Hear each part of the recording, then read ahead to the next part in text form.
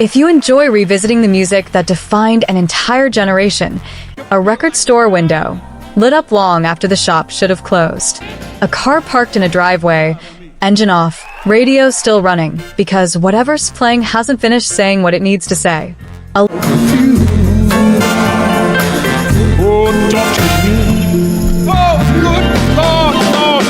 living room floor, cleared of furniture, before dinners even hit the table. That was 1964. Not a year that made songs, a year that made permanence. 10 of those songs are playing right now somewhere as you hear this.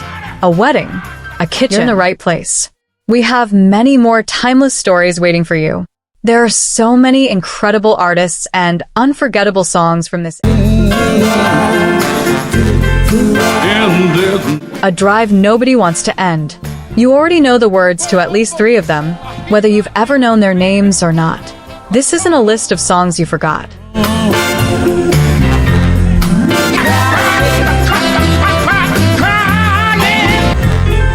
And nobody come on, cry to me. This is the opposite. These are the ones that refuse to. Today we're counting down 10 songs from 1964 that never left, an era that deserve to be remembered. We cover them regularly here. If these memories are bringing a smile to your face, you'll probably enjoy the other stories we've shared. There's a lot more to discover. We dive into the history behind legendary songs, iconic performance, and by the end, you'll understand exactly why that year is the moment soul music became something nobody could put back down. Number 10, Solomon Burke. Everybody Needs Somebody to Love.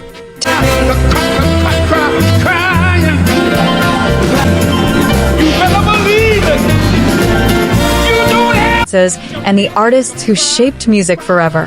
If you love this era, you're among friends here. Before you go, tubas, trombones, a bass drum thundering under a church full of raised hands, collecting the morning offering.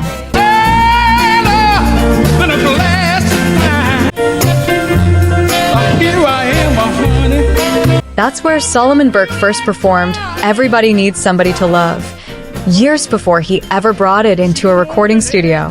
When he finally played it for his producers at Atlantic Records in 1964,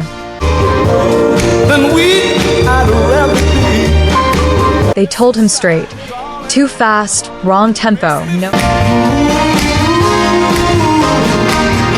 meaning in it. The engineer disagreed. The band was already set up. They cut it on the spot. The song only reached the 50s on the charts.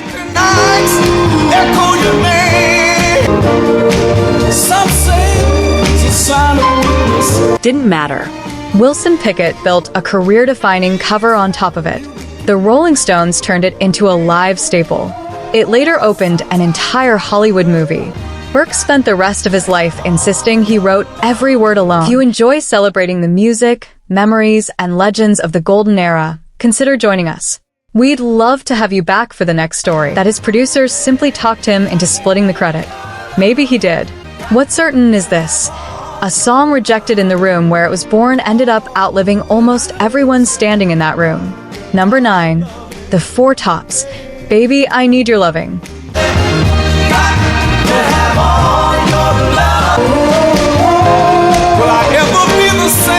Here's something that might catch you off guard. This one of Motown's most enduring hits belonged to a group that same week,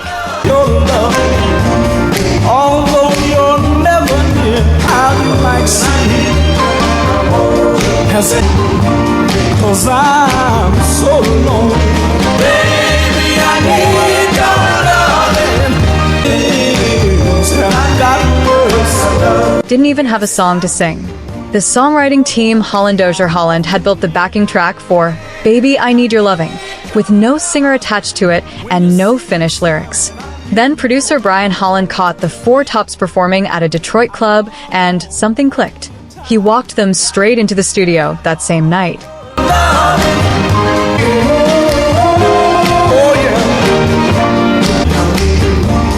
Another day, another night. They recorded it before sunrise.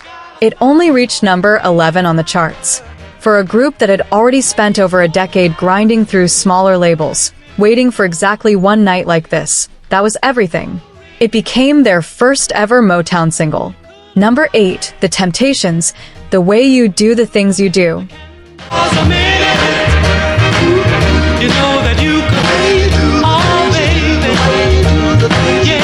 With hours of empty highway between one city and the next.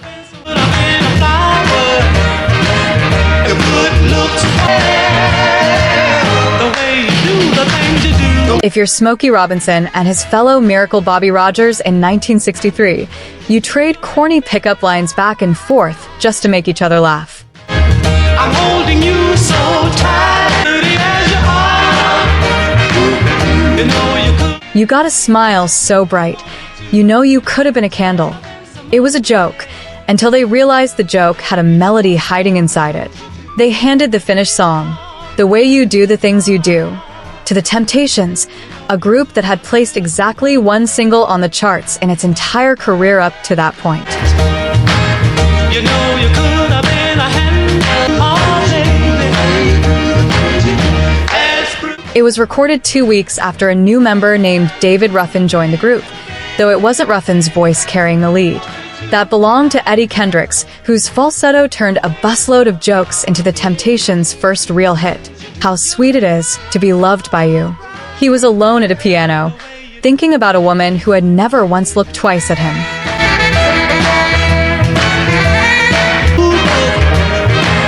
And baby, you're so sweet. You made my life complete. The way that you want me to, and I can tell. You know you could have been a groove. That was songwriter Lamont Dozier, building an entire fictional world where she loved him back. Wishful thinking, in his own words, dressed up as a love song. Dozier and his writing partners Holland Dozier Holland handed that fiction to Marvin Gaye, who at the time was chasing a jazz crooner fantasy of his own, modeling himself after Nat King Cole instead of trusting the voice he actually had. How Sweet It Is to Be Loved by You proved his instincts were right all along, his second top 10 hit, and the first time his soul audience and his pop audience showed up for the same record on the same day. Number 6, Mary Wells, My Guy. A finger snap, a melody so light it barely touches the ground. A voice smiling before it's even opened its mouth. That's My Guy, written and produced entirely by Smokey Robinson for Mary Wells, Motown's very first female star. Deeply touching without you in my life. It's like sugar to my soul. And thank you, baby. I wanna start all the things I did, things I've done them before. Yes, baby. It hit number 1 the week of her 21st birthday, bumping Louis Armstrong's Hello, Dolly off the top spot. No small thing in a year about to be swallowed whole by 4 young men from Liverpool. And thank you, baby. Yeah, now how sweet it is to be loved and wonder what would I be my ups and downs. And there you, the love so sweet, so many ways I. Months later, Wells toured the UK opening for the Beatles themselves, the band that loved her voice as much as anyone did. Decades on, at her memorial service, Smokey Robinson sang My Guy softly one more time for the woman he wrote it for. There's nothing you could say could tear me away from my best be believing of God. He may not be a Number 5, Dionne Warwick, Walk On By. That's not an exaggeration. Walk On By almost never became a song anyone remembers today.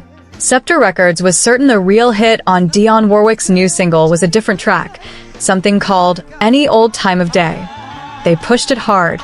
my God, nothing you can do, 'cause I'm stuck like glue to my God, the place of my God, my God, my. A New York DJ named Murray the K flipped the record over anyway, decided the B-side had more in it, and simply refused to play the side everyone else wanted. He was right. Walk On By became one of the defining collaborations of Warwick's career with songwriters Burt Bacharach and Hal David, a partnership so exact, so quietly devastating. It's not a man to take it in. He's the cream of the crop. As a matter that neither man ever fully matched it with anyone else again. Number 4, The Supremes, Baby Love. Have you ever needed to hand someone the exact opposite of what they expected from you? That's the tension underneath Baby Love. my God, who could make me untrue to my God? My ideal, as a matter of fact, and the muscle of a featherweight white lady. Tell you from the start, you could take me away from my God. There's nothing you can do. The song the Supremes needed after their first ever #1 hit. Motown founder Berry Gordy heard Holland Dozier Holland's Walk on by, so let me hide the tears me when you say goodbye. Stop, walk on. first version of the song and rejected it flat. Great song, he said, but no life in it. Nothing to grab anyone by the collar. The writers disagreed but went back anyway, gave Diana Ross room to stretch that famous extended across the opening seconds. Walk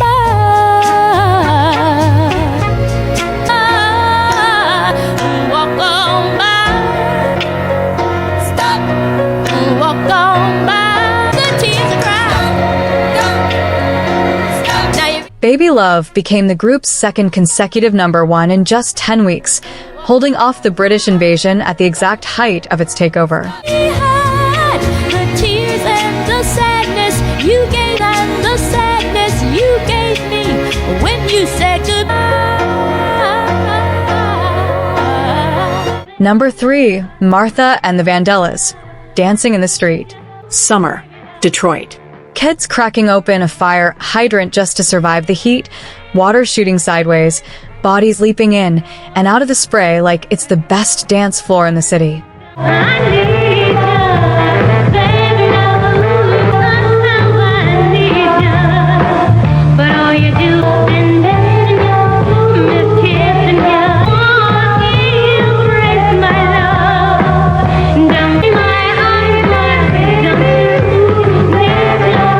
That image gave songwriter Mickey Stevenson the idea for Dancing in the Street.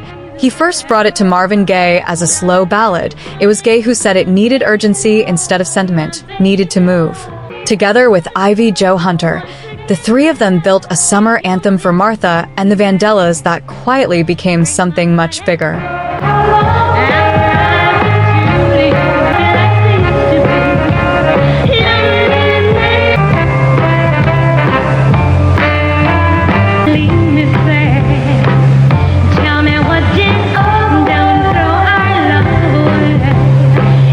As the civil rights movement intensified, activists began playing it at demonstrations, hearing something in "Let's form a big, strong line" that had nothing to do with dancing.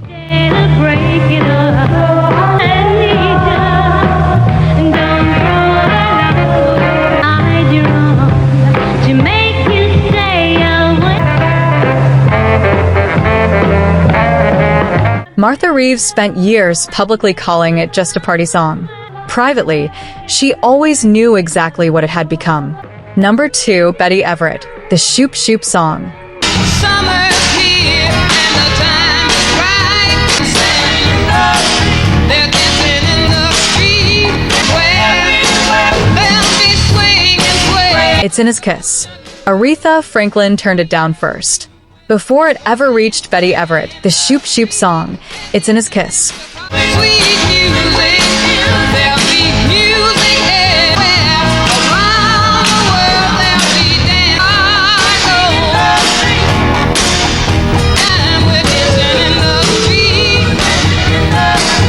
Had already been passed over by one of the greatest voices soul music ever produced. Everett herself wasn't sold on it either, reluctant to even step into the recording booth. There'll be swing the street. Oh, it doesn't matter in New Orleans. In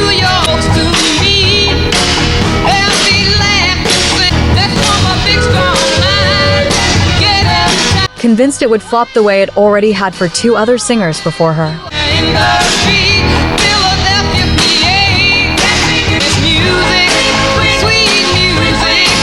There'll be midnight, grab a girl, Her producer pushed her in anyway. The song hit number 6 on Billboard, went number 1 R&B, and turned into one of the most recognizable 3 minutes of the decade. all we need is that dancing in the street. Covered by British invasion bands within months, sampled and reinterpreted for 60 years after, right up through Cher's own hit version decades later. The song nobody wanted became the song nobody's ever put down. What you wanna know? How can I tell if you love me so? Is it Number 1. Sam Cooke, A Change Is Gonna Come. Shreveport, Louisiana. A phone call ahead to a Holiday Inn. A reservation confirmed. A door that wouldn't open when Sam Cooke and his wife actually arrived. see to see? Is it in?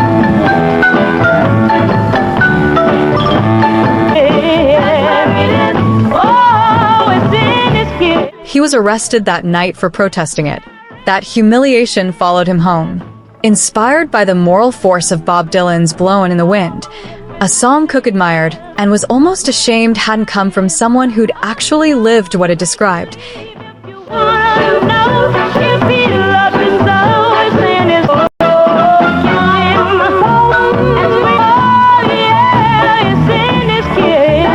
He sat down with his friend J.W. Alexander and built A Change Is Gonna Come, something heavier than anything else in his catalog. I was born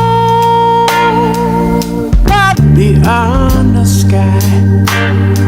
It long. Times can get rough, but still I know. Of smooth pop hits. His friend Bobby Womack told him afterward it sounded like death. Cooke didn't argue. He rarely performed it live again. On December 11th, 1964, Sam Cooke was shot to death at a Los Angeles motel under circumstances still disputed to this day. A Change Is Gonna Come was released as a single 11 days later, tucked onto a B-side, one of its sharpest verses quietly cut before it ever reached the radio. I know a change gonna come. It's been a long, in a little tent. Cooke never saw what it became, an anthem carried into marches he didn't live to witness, later ranked among the greatest recordings America has ever made.